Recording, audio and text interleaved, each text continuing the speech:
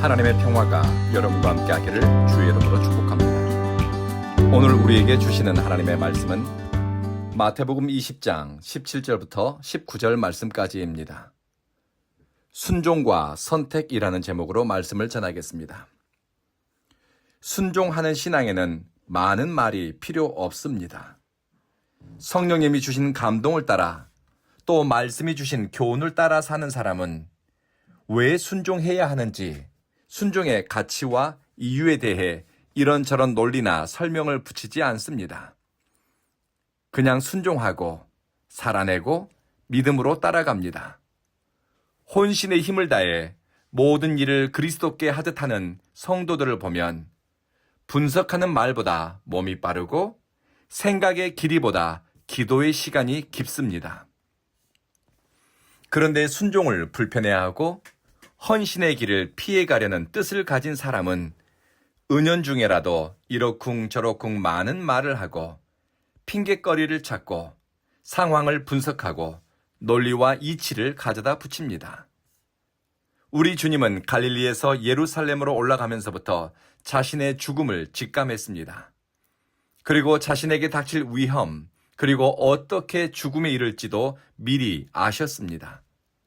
주님은 마태복음 16장, 17장, 그리고 마태복음 20장 세 번에 걸쳐 자신의 죽음에 대해 예고했습니다. 십자가 죽음입니다.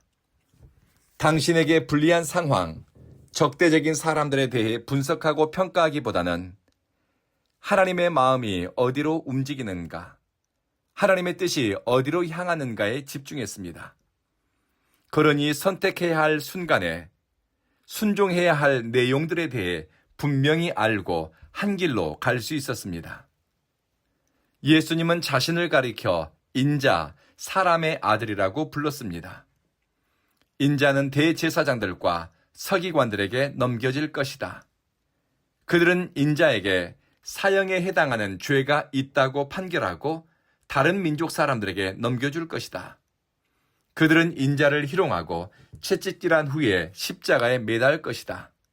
하지만 인자는 3일에 일으킴을 받아 살아날 것이다. 목숨을 건 순종의 배경에는 하나님 아버지의 뜻에 대한 절대적인 확신이 있습니다.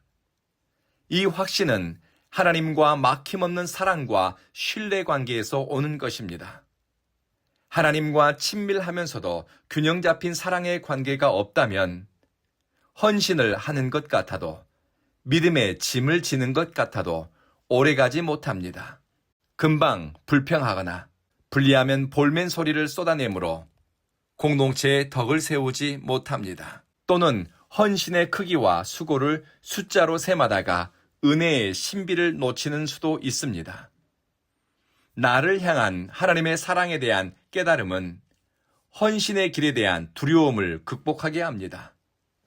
순종의 과정과 순종 이후에 드러날 하나님의 능력에 대한 확신은 예루살렘으로 향하는 길을 찬미하며 올라가게 합니다.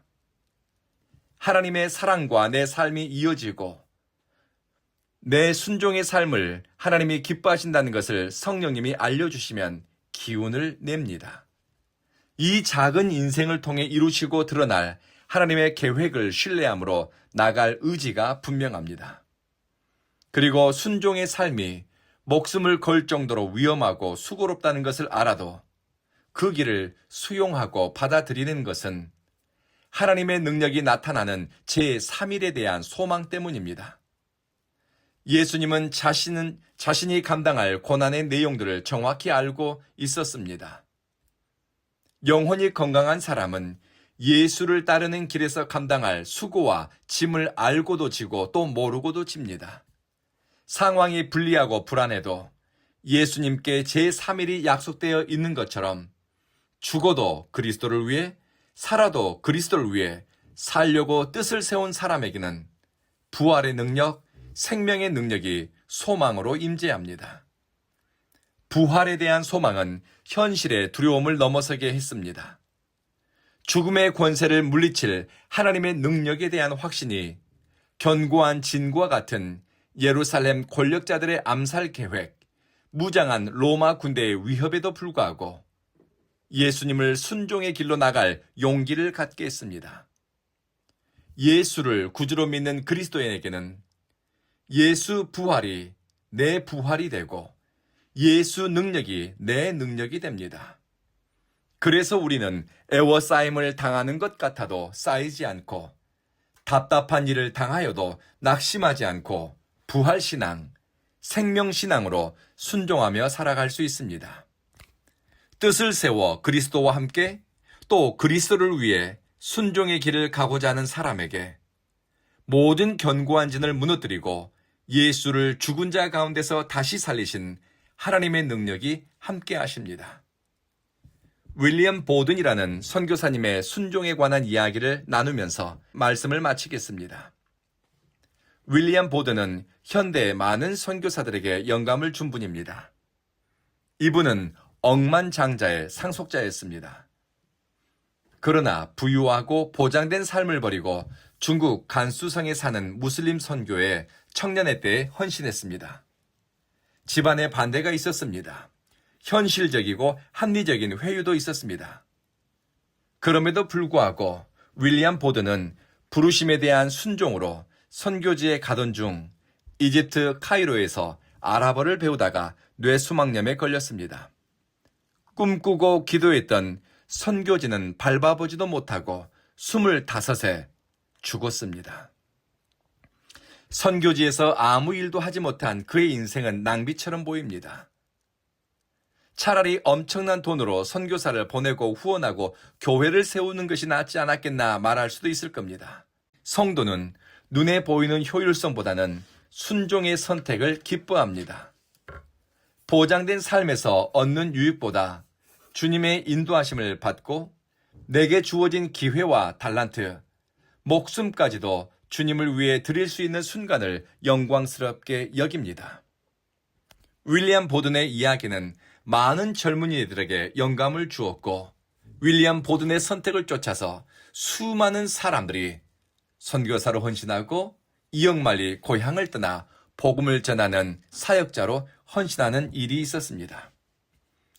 윌리엄 보든이 죽고 그의 장례를 치르던 가족들은 보든의 성경책 여백에서 그의 삶에 대한 고백, 유언적 다짐을 발견했습니다. 딱 3문장입니다. No reserve, no retreat, no regret. No reserve는 남겨둠이 없이 이미 가졌고 누릴 수 있는 부와 명예를 남김없이 하나님께 드렸다는 고백입니다. No retreat, 뒤로 물러남이 없다는 겁니다. 부모의 만류와 설득, 사람들의 회유에도 불구하고 그의 삶은 그리스도를 위해 모든 것을 앞으로 다 내던졌습니다. No regret, 후회함 없이 죽음을 직면한 순간에도 아쉬움이나 미련 없이 오늘 현재를 지금 이 순간을 그리스도를 위해 그는 살아냈습니다. 성공과 성취가 우리가 누구인가를 보여주겠지만 하나님이 주목하는 것은 부르심에 순종하는 선택과 그 길을 따르는 온전함입니다. 부르심에 대한 응답, 뜻을 세워 따라가는 결단, 순종을 위한 선택이 주님을 영화롭게 하며 그들을 통해 죽은 자를 다시 살리신 하나님의 능력이 나타나 그들을 영화롭고 빛나게 할 것입니다. 기도하겠습니다. 자비하신 주님, 작은 일도 그리스도께 하듯 온전한 마음과 순종의 의지를 담아 행하게 하소서. 큰일 이루겠다는 각오보다 주님의 부르심에 응답하겠다는 순종의 다짐을 하게 하시며 우리에게 주어진 모든 기회 속에서 하나님의 영광을 드러내기 위해 마음을 모으게 하소서.